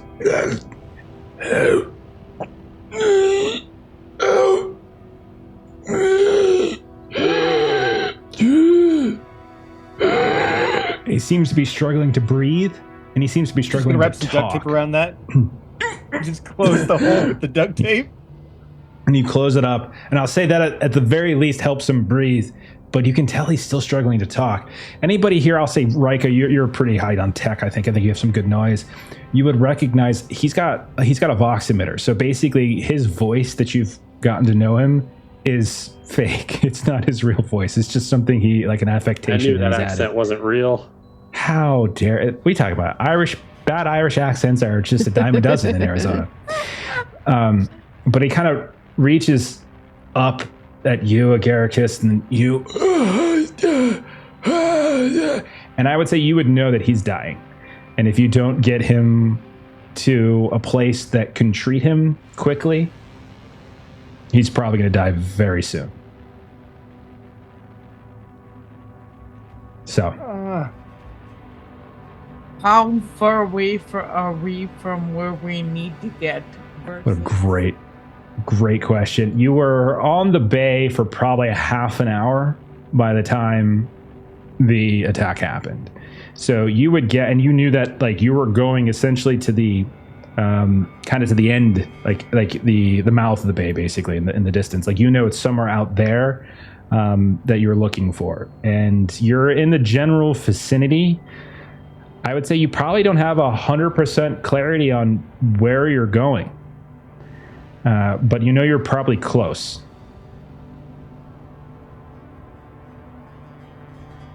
I think we should keep going, and ask for help when we get there. But I think we should leave right now. We'll find it, right? Yeah. Rika's gonna go up to the steering whatever and move forward. Okay. I guess I'll grow poppies to give him something to dull the pain. At the very least. I mean, we did. Yeah, maybe we should head back. get him patched up, weld his boat up, and come back out and try again. Because, like, Frank is already driving towards whatever the place is. So I didn't get absolutely say that, but Frank is Okay. The doing boat's the moving. opposite thing. Yeah. Not hard to drive a boat. It's fine. It's not driving. It's pretty sluggish at this point. And this is so Ivan's probably saying this back where Agaricus and Verana and Clover are, and Rika, you're up in the little kind of cockpit area where you had been talking to Grimy earlier. Anybody have any like navigational type tasks, something that helps them with sort of searching or tracking or locating something? I have worked unusual jobs, and what I was going to use to climb up on the boat was some kind of like aquatic wildlife rescue salvage thing. Okay. And I don't know if that would come into play. I think that's fun. Give me a roll with your worked unusual jobs. And I think that's the only thing that would probably apply. Yeah. Am I doing minus for acid burn and stuff? No, not for this. I don't think it would apply on this check. Can I assist? Yeah, if you've got something, what do you got? I was gonna say analytical brain augment. Like I've been paying attention to which direction we've gone. And stuff for sure. Kind of recording. Take another plus one on that, Rika. I rolled an 11, so that'll take me to. Okay, so what you notice is, we'll say Clover, you join Rika in the cockpit. The rest of you are in the back, maybe arguing about going back. Maybe Agaricus feeding him drugs to try to get him to at least not be in as much pain. Rika and Clover, what you both notice is as like those flicker. Remember how on the horizon there are these moments where stuff would just flicker into existence, like you see these ripples, and it would just light up the bay, almost like these subdued water surface level fireworks for a moment. And you start to see that in the foreground of these silhouettes once more, but they're not these giant crocs they're chasing after you. They look instead like small little huts or buoys on the water. And that's when the light fades, you start to see not only are they there on the water, but there's also these little flickering lights. So you see all these buoys floating all over the place. You eventually find one where you see that the buoy is essentially attached to it's more like a giant dome and a platform. So it's probably about 30 feet across in diameter. And it's just floating there in the water. You assume it's probably tethered to the floor of the bay. And you can see that it's like this corroded, rusted metal. There are a couple little spots where like you can kind of tie up a boat. And you also notice that in the central part of the domes, like there's a big dome, and there's like a cut in it. Think of it like almost like a Pac-Man kind of look to it. There appears to be a big rusted metal door with one of those old-fashioned kind of submarine spin doors. And then there's the light of the buoy is right at the top of the dome flickering. You think this looks like a entry point to one of the habs, meaning like there's likely an elevator that goes down to the floor. If it's the right one, you're not probably 100% sure of that, but it's certainly an entrance point to one of these habs. So, what do you do? Forward. Towards the entrance. Okay, so you do go down. Okay. Mm-hmm. All right. What do you do with the boat? Do you tie it up, or do you just like set it on fire? Like, what do we do? If there's some place to dock it, like officially or whatever, I think she'll dock it and help carry Grimy down. Okay. So Rika, you the pick intention is to look for help for him. Okay. So you pick him up and you go over the door. All of you see Rika. She can't open the door and carry him at the same time. Do you guys all get off with her? Do you do something else? No, yeah. I'll go along. Okay. Clover, Agaricus.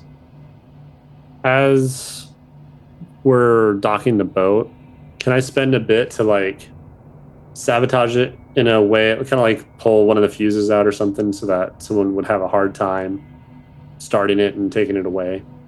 Do you have any like mechanical tags? Is there anything in noise? Like, do you have a noise theme kit with like some mechanical tag? Not really. Okay, then let's do a roll then. If you don't have one, that would give it to you for free. Yeah. The closest I have is investigator. That's not. I think the brain augment probably makes more sense. You look at the engine and you try to figure out what part you could take out. Yeah. That would be the most. Okay, yeah, give that a quick roll. Okay. I'll do that. So it'd be +1.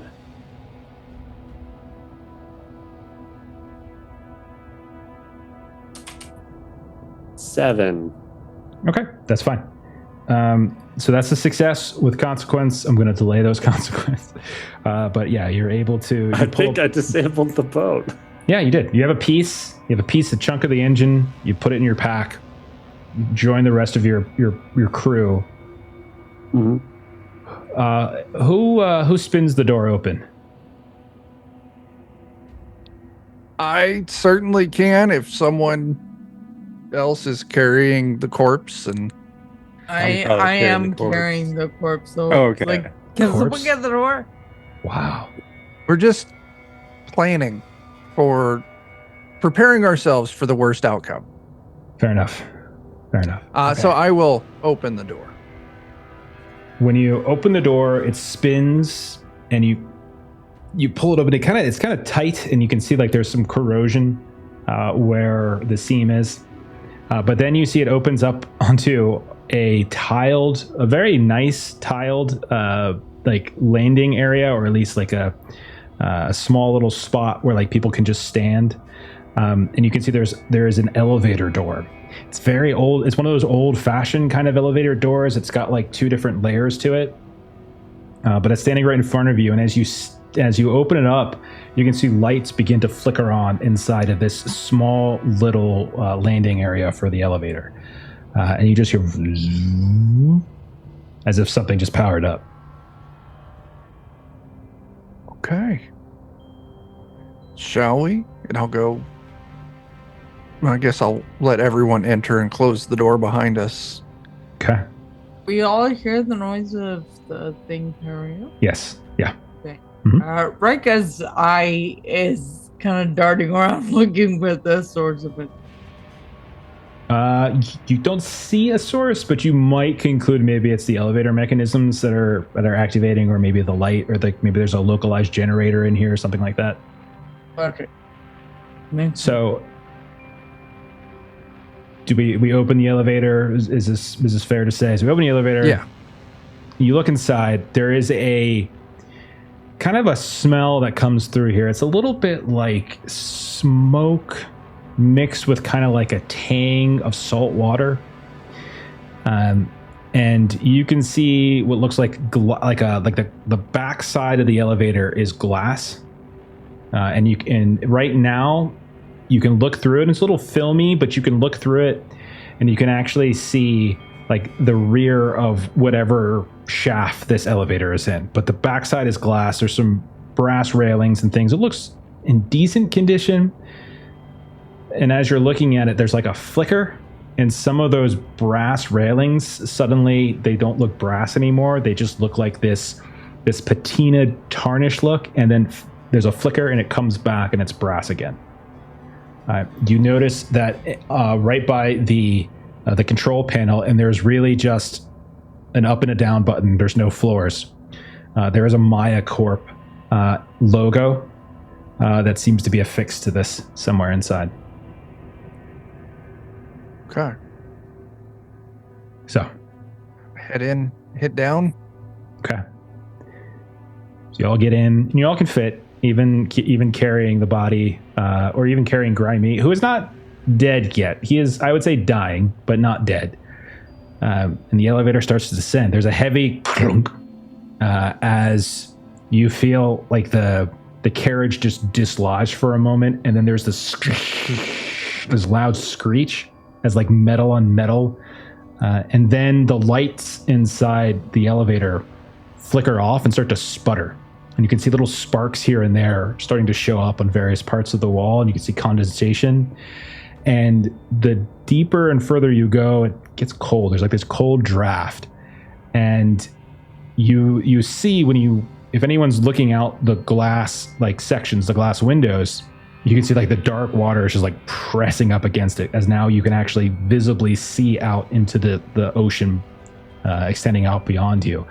And you can see flickering around, just like when you were looking down, there are these vaguely diffused bioluminescent creatures or drones that seem to be searching around outside.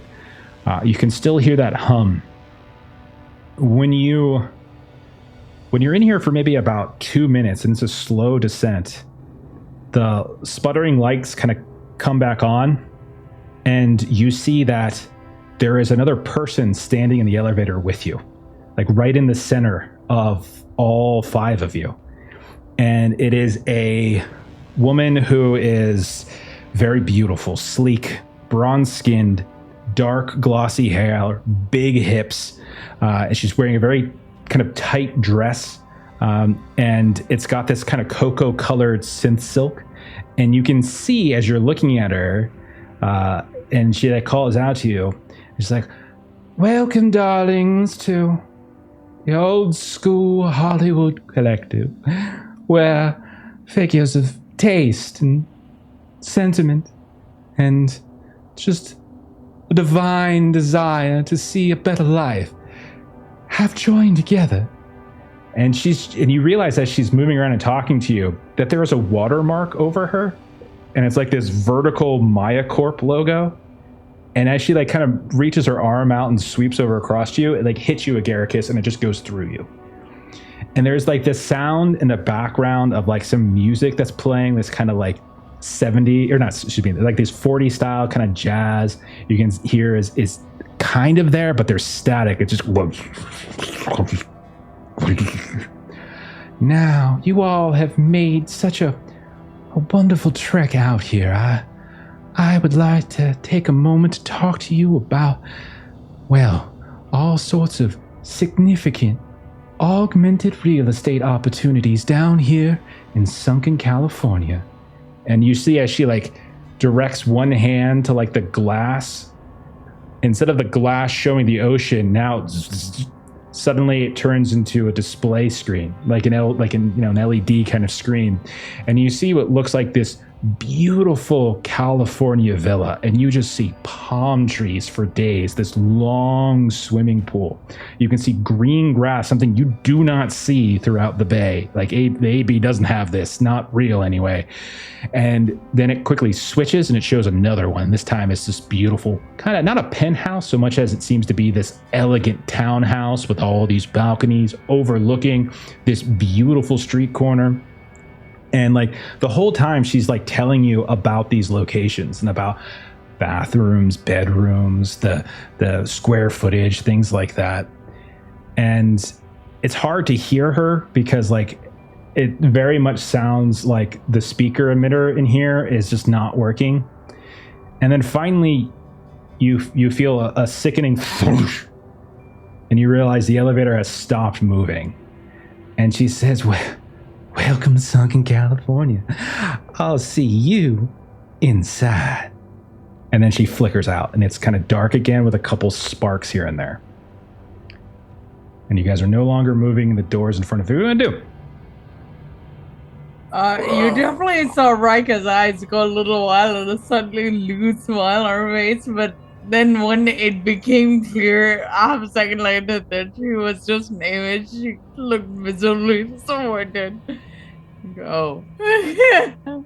I mean, surely someone here, they must have some sort of med station. These are the high dollar clients. They must have something here that could help out Grimy.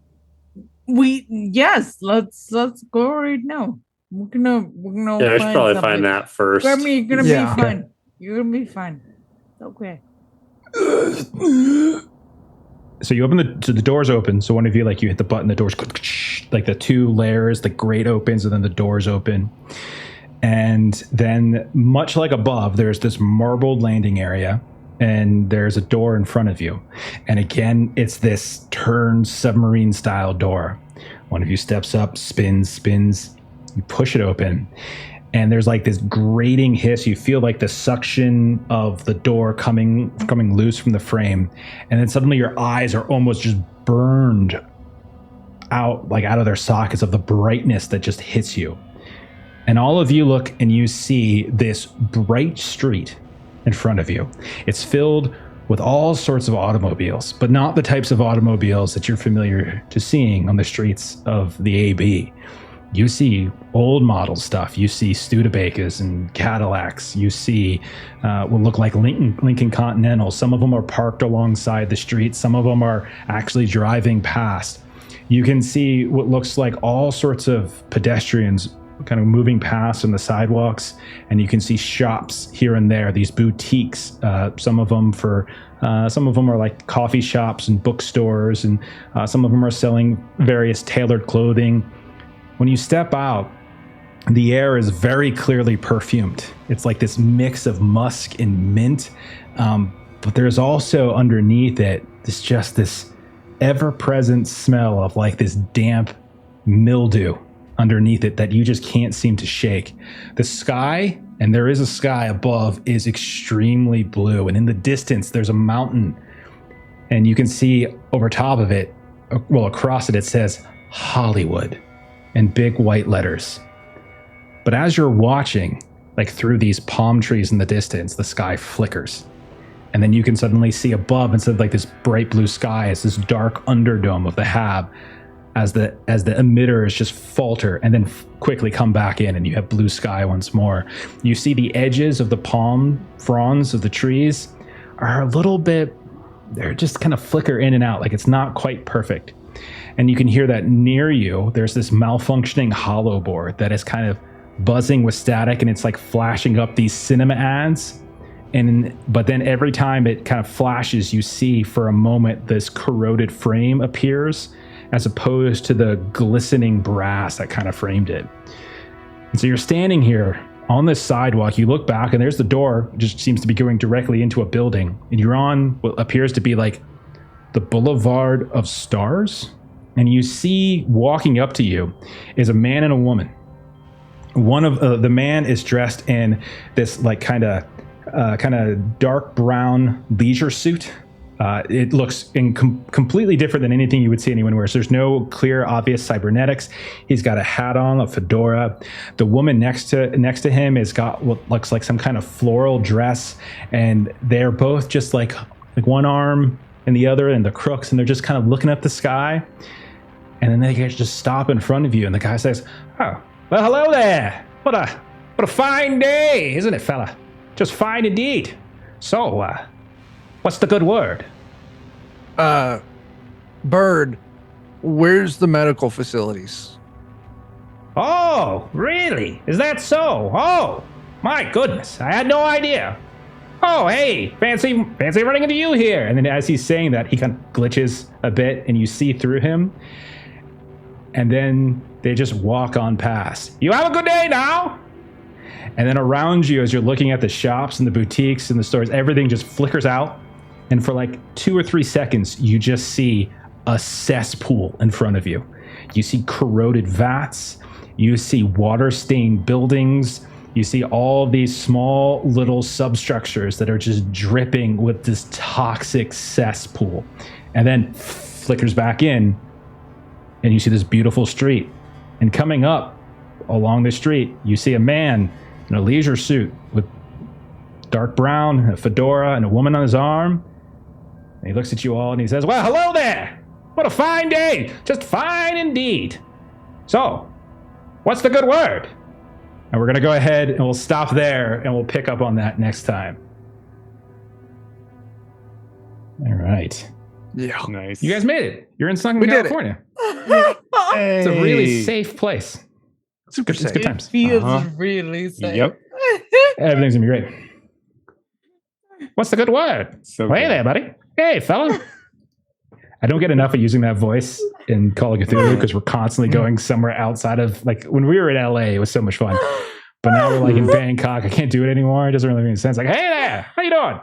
Hey, fella. I'm just picturing that we're in the BioShock game. It's a little BioShocky. Yeah, it's a little bit. Not gonna lie, for sure. That's definitely influence. Okay. Well, nice. That's it for that's it. That's how do you guys feel? You guys feel you guys are a little bit busted, covered in some toxic sludge? That was a rough encounter. Yeah, it was.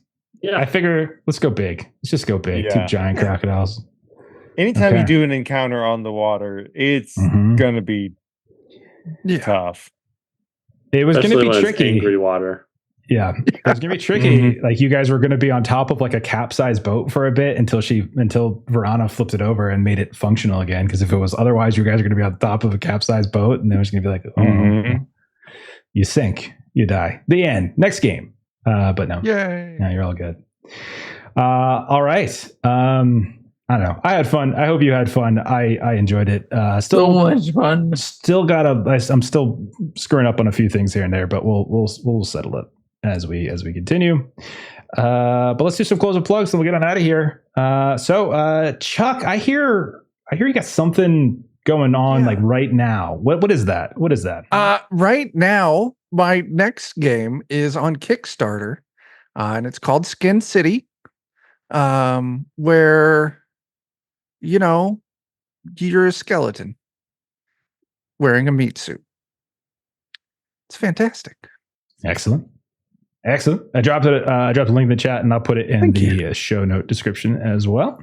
I think you got a couple weeks left. And are we still down? You're going to run it for us next week? Is that the idea? Yeah, that's the plan. Okay. All right. Awesome. Anything else going on over at DOK, over at Defenders of Cobalt?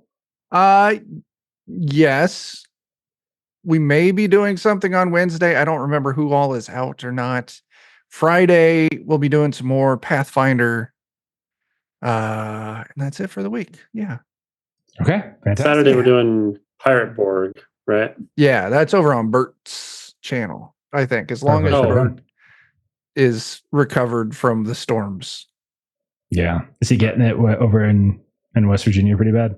He's been sending us some pictures and images. He's like, this is 2 miles from my house, and it's just like a sunken shopping mall.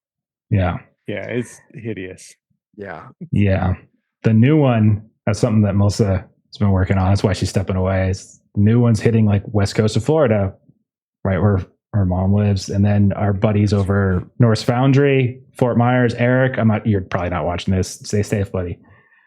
So yeah, it's like bearing down right on that. Hurricanes are no joke. They're pretty scary.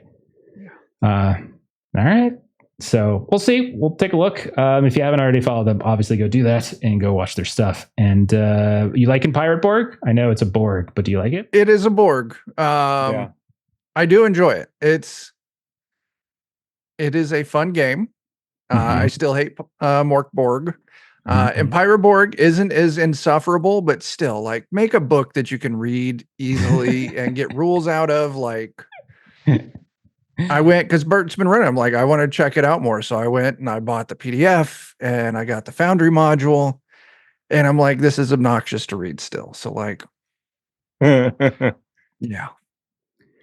Oh, it's better. Pirate Borg's my favorite of the Borg so far. I really enjoy it. Yeah, like I enjoyed our run a couple weeks ago for a Pirate Day. It was a lot of fun. So I enjoyed it. So, okay. My Trey, where can we find you on the internet and what do you do? I play games on YouTube where I make system agnostic or multi-system content that centers the GM and player experience that you should check out if you want to check that kind of thing out. Fantastic. And the links to everyone's stuff will be in the notes if you listen to this or watching this later. As for us, tomorrow night we should be back to Star Trek. That's the plan. As Stephen hops back into the GM seat and we boldly go to the Star Trek, the original series, because that's what we're doing right now. Fried eggs is happening. Thursday, you can see those of us on the top row are playing some Arzium. It's a new game out from mine and Melissa's like favorite board game designer, and they're they're sort of dabbling in tabletop role-playing games now, so we're giving it a try. It's been a lot of fun, whimsical fantasy steampunk kind of universe. Friday, the complete opposite of that. It is Delta Green, which is not whimsical and doesn't like you because the world's ending, and that's Delta Green. So yeah, we're high on peyote, and we're in a completely different universe. I don't know what's going on. Saturday, we are back to Call of Cthulhu, as I already mentioned. We are in Bangkok. We just arrived. We met Steven's new character, who immediately got into a fight and almost got everyone arrested, which is as it's done. And then next Monday, as we already said, Chuck's probably going to be hopping into the seat and running some Skin City for us, so we can get a look at what the game looks like, so that you can then go back. All right, we're going to go ahead and raid. Thank you again to Tabletop Horrors for the raid. We're going to go ahead and pay it forward. We're going to raid Talking XP, who are playing Ravenloft, it looks like. So follow raid. Curious your night. Thanks for hanging out. See y'all later. Bye-bye. Goodbye.